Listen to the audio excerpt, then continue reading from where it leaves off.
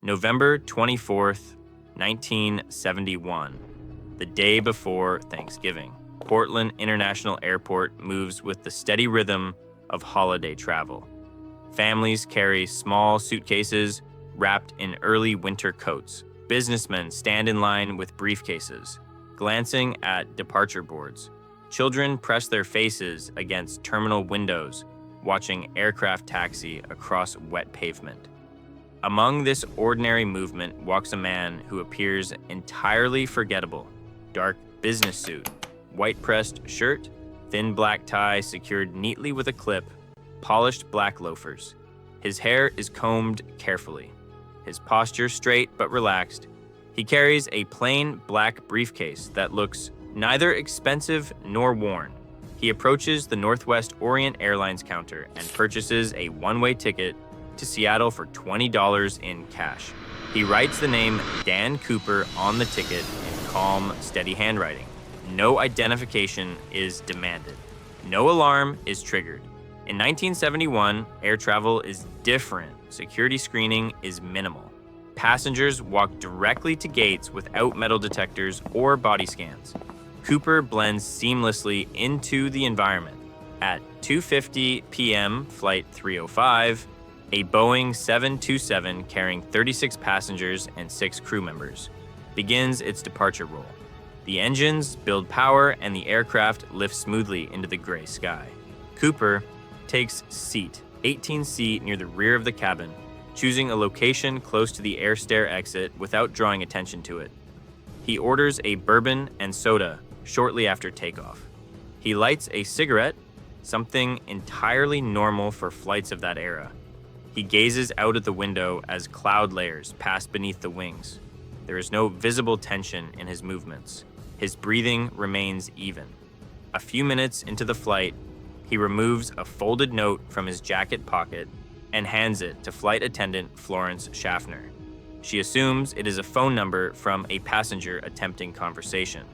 Without reading it, she slips it into her purse. Cooper leans slightly toward her and speaks softly but firmly. "Miss, you'd better read that note. I have a bomb."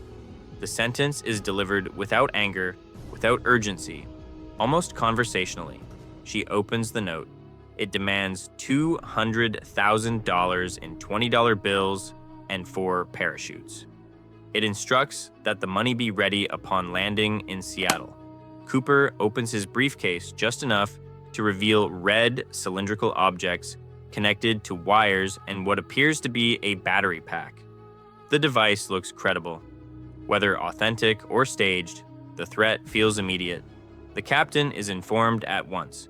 Seattle authorities are contacted. The aircraft begins circling in the air to buy time for negotiations. Passengers are told there is a minor mechanical issue requiring delay. Most remain unaware of the situation unfolding in the rear cabin. Meanwhile, Cooper remains composed. He sips his drink slowly. He even orders another. He does not raise his voice or threaten passengers directly. He speaks clearly and politely. On the ground, law enforcement works rapidly. Local banks gather $200,000 in cash. Every bill's serial number is recorded carefully to allow tracing. 4 parachutes are assembled, including 2 main chutes and 2 reserves. At 5:39 p.m., Flight 305 lands in Seattle and taxis to a remote section of the runway away from the terminal. The cabin lights dim, a fuel truck approaches. The ransom and parachutes are delivered on board. Cooper examines the money carefully, flipping through bundles with methodical precision. Satisfied, he releases all 36 passengers along with 2 flight attendants. They exit unharmed, unaware they have just been part of one of the most unusual crimes in aviation history. Now only the pilot, co-pilot, flight engineer, and 1 attendant remain. Cooper gives final instructions. He demands a southbound flight toward Mexico City at 10,000 feet with flaps partially extended and landing gear down. Most critically, he instructs that the rear air stair be lowered during flight. The Boeing 727 is uniquely capable of this maneuver. As darkness falls and heavy rain begins to intensify, the aircraft prepares to depart once again, carrying only the crew and the man who will soon become a legend. The aircraft climbs into the storm-darkened sky and turns south toward Nevada. Outside, thick clouds swallow the wings and heavy rain slams against the fuselage. Turbulence increases as wind speeds rise beyond what most parachutists would consider safe. Inside the now nearly empty cabin, Cooper begins preparing for the jump with calculated efficiency. He opens the canvas bank bag and transfers bundles of $20 bills into a parachute container, tying the ransom money around his waist with nylon cord. The cash weighs more than 20 pounds, an awkward load for a night jump into unknown terrain. He studies the parachutes delivered in Seattle, 2 main chutes, 2 reserves. He chooses 1 main chute and 1 reserve, discarding another in a way that later confuses investigators. Some experts believe his selection suggests inexperience. Others argue it shows confidence. He appears deliberate, not rushed. He requests that the cabin lights be dimmed. He instructs flight attendant Tina Mucklow to join the pilots in the cockpit and close the door behind her. For the first time since takeoff, Cooper is completely alone. The steady drone of engines fills the cabin. Rain strikes the metal exterior. The aircraft holds steady at 10,000 feet with flaps partially extended and landing gear down, just as he demanded. At approximately 8:13 p.m., a cockpit indicator light activates, showing that the rear air stair has been lowered. The pilots feel a noticeable change in air pressure and a slight upward movement in the tail section, as if weight has shifted. Then the aircraft stabilizes. No voice calls from the cabin, no explosion, no alarm. Cooper has stepped into the void. He has jumped into darkness over dense forest and mountainous terrain near the Columbia River. The plane continues south for nearly 2 hours before landing in Reno, Nevada. Armed agents surround the aircraft instantly. When they board, they find the rear stairs lowered and fluttering slightly in the wind. 2 parachutes are missing. The ransom money is gone. Cooper's black clip-on tie remains clipped to the seat where he once sat. No note is left behind. No fingerprint clearly identifies him. No trace reveals which direction he traveled after exiting the plane. Within hours, the Federal Bureau of Investigation launches one of the largest manhunts in American history. Agents deploy across miles of rugged terrain believed to be possible landing zones. Helicopters sweep overhead with searchlights piercing through fog and rain. Ground teams push through mud, thick brush, and steep slopes. Temperatures that night hovered near freezing. Winds were strong enough to disorient even experienced parachutists. Cooper jumped wearing only a business suit, loafers, and a raincoat. He carried no survival gear. Many investigators privately conclude that survival would have been highly unlikely. Yet days turn into weeks with no body discovered. No parachute canopy found tangled in trees. No torn clothing, nothing. The absence of evidence begins to shift the narrative. Did he survive? Or did the wilderness simply conceal him completely? In the months that follow, the FBI builds what will become one of the largest investigative files in its history. Agents reconstruct the flight minute by minute, studying cockpit voice transcripts, crew testimony, and radar data. Meteorologists are consulted to recreate wind patterns and storm intensity from the night of November 24th. Using archived weather reports, investigators calculate drift trajectories to estimate where a parachutist might have landed under those exact atmospheric conditions. Maps are covered with projected drop zones, narrowing potential landing areas across miles of rugged forest and river valley. Each variable, wind speed, aircraft velocity, altitude, temperature, is entered into complex models. Yet, every recalculation produces slightly different results. The uncertainty frustrates investigators. They interview every crew member repeatedly, probing for minor details that may have seemed insignificant at the time. Sketch artists refined composite drawings based on subtle changes in recollection. The face that emerges is calm, narrow featured, clean shaven, wearing dark wraparound sunglasses. His demeanor is consistently described as polite, soft spoken, and controlled. Investigators examine the black clip on tie left behind under magnification. They recover partial fingerprints from the cabin, though most are smudged or unusable due to contamination from passengers and crew. The serial numbers of all $200,000 in ransom bills are carefully cataloged and distributed nationwide. Banks, casinos, racetracks, and large retailers are instructed to report any suspicious currency matching those sequences. Federal agencies quietly monitor financial transactions for unusual patterns. Yet, months pass without a single confirmed bill surfacing in circulation.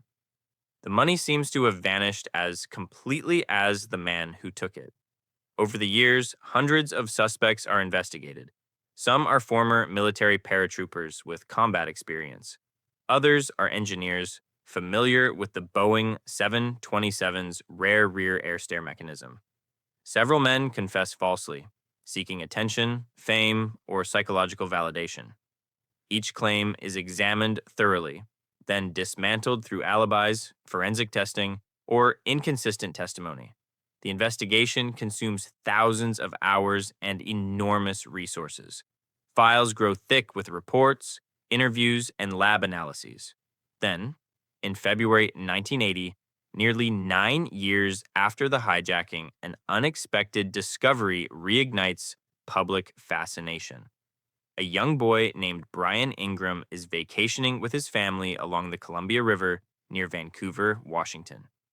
While digging into the sandy bank to build a small campfire, he uncovers 3 tightly bound bundles of $20 bills, partially buried and deteriorated by time and moisture. The serial numbers match the ransom money from Flight 305. The bills are fragile but unmistakably authentic. The discovery electrifies the nation. Investigators rush to the site, excavating surrounding sand and analyzing soil layers. They study river currents, seasonal flooding patterns, and sediment movement.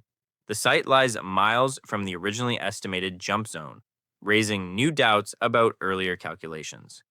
Some theories suggest that natural river erosion transported the money downstream over years. Others propose that the cash was intentionally buried, perhaps by Cooper himself or by someone who later discovered part of the ransom. No explanation fully accounts for how only a fraction of the money surfaced while the majority remains missing. If Cooper died shortly after landing, how did the bills travel such distance? If he survived, why was a portion left behind? Every answer produces further uncertainty. Instead of closure, the river discovery deepens the mystery, suggesting that even after nearly a decade, the case refuses to resolve cleanly. The inability to resolve the case cleanly leaves behind more than unanswered questions. It leaves behind structural doubt in every conclusion investigators attempt to build. In the immediate aftermath of the hijacking, agents believed the jump itself would determine the outcome. If the descent was unsurvivable, the case would eventually close itself through discovery of remains. Yet, as weeks passed with no body found, no parachute canopy snagged in treetops, and no fragments of clothing recovered, the certainty of that assumption began to weaken. Meteorologists were brought in to reconstruct atmospheric data from November 24, 1971. Wind velocity at multiple altitudes was mapped carefully. Storm density, rain intensity, and temperature gradients were modeled. Aviation engineers re-examined the Boeing 727's airspeed under Cooper's requested configuration. Flaps extended, landing gear down, altitude fixed at 10,000 feet. Each variable influenced projected drift distance. Analysts produced landing zone estimates that spanned dozens of square miles. Some projections placed him deep within heavily forested terrain. Others suggested possible descent closer to rural logging roads. Yet, no calculation could account for the unknown variable. Cooper's own skill level, if he possessed military parachute training, particularly static line or freefall experience, he may have compensated for turbulence and wind shear. If he lacked such training, the descent would have been chaotic and dangerous. The parachute selection complicates the analysis. He chose a civilian sport chute rather than a more maneuverable military reserve. Some investigators interpret this as evidence of inexperience. Others argue it indicates familiarity with parachute mechanics. Perhaps he understood that a simpler system reduced malfunction risk. The environment below the aircraft was unforgiving. Dense evergreen forests, uneven ground, riverbanks swollen from seasonal rain. Even a successful landing could have resulted in injury. If he fractured an ankle or sustained impact trauma, survival odds would have dropped rapidly in freezing conditions. Yet, despite search teams combing likely areas for days after the jump, no physical trace was found. No disturbed vegetation conclusively linked to descent. No footprint trail leading to a road. The wilderness offered neither confirmation nor denial. Over time, the absence of evidence transformed from a clue into a defining characteristic of the case. Investigators were left not with proof of survival nor proof of death, but with probability suspended in ambiguity. Each attempt to resolve the landing scenario ended not with certainty, but with competing models that contradicted one another. The more precise the calculations became, the more uncertain the final outcome appeared. As the investigation stretched into years and then decades, the public narrative began evolving independently of official findings. Media coverage reframed the story from federal crime to enduring mystery. The image of a calm man in a business suit stepping into a storm began to take on symbolic weight. Unlike most hijackers of the era, Cooper never expressed ideology. He did not demand political concessions. He did not seek publicity. He did not even threaten passengers directly. Instead, he negotiated with measured clarity. Flight attendants later described him as composed and respectful. He maintained eye contact. He spoke in controlled tones. He paid for his bourbon. These small details introduced psychological complexity into the case. Criminal profilers analyzed his behavior, noting high impulse control, strategic foresight, and emotional restraint. Requesting 4 parachutes may have been a calculated safeguard, preventing authorities from sabotaging equipment if they believed he intended to force a hostage to jump alongside him. Such anticipation suggests planning rather than spontaneity. Investigators also questioned his directional request. Why Mexico City? Was it a genuine destination or a deliberate misdirection? Flying south placed the aircraft over sparsely populated wilderness rather than major metropolitan zones. Some theorists argue he chose a corridor that reduced immediate ground pursuit.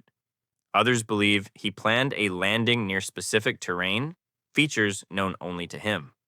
In the broader context of early 1970s aviation, security vulnerabilities were significant. Passengers boarded without identification checks. Carry-on baggage was not screened. Metal detectors were not standard. Cooper exploited these weaknesses with precision. The aftermath of his act triggered systemic change. Airlines implemented stricter passenger screening. Airports introduced metal detection systems nationwide.